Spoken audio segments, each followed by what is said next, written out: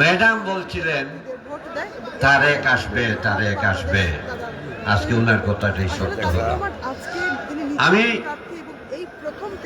আজকের এই যে জনসভাটা, এই জনসভাটা আমাদের চেয়ারম্যানের প্রথম জনসভা। এই স্থানে 1978 সালে শহীদ রাষ্ট্রপতি জিয়াউর রহমান জাতীয়তাবাদী দল গঠন করে এই মঞ্চেই উনি বক্তব্য রাখছিলেন। আজকের এই সভা শুধু বাংলাদেশের মধ্যে নয়, এশিয়া মহাদেশের মধ্যে একটি দলের পক্ষ থেকে মেসেজ যাবে, মেসেজ। সেই বক্তৃতা দিবেন।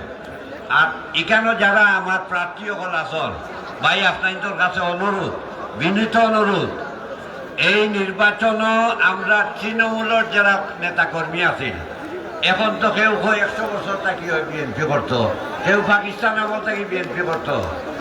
দয়া করিয়া যারা জেল জুলুম খাটছে, যারা এই দলের লাগি লাঞ্ছিত হইছে, অপমানিত হইছে, দয়া করিয়া তারা বলুন না যেন আপনারা।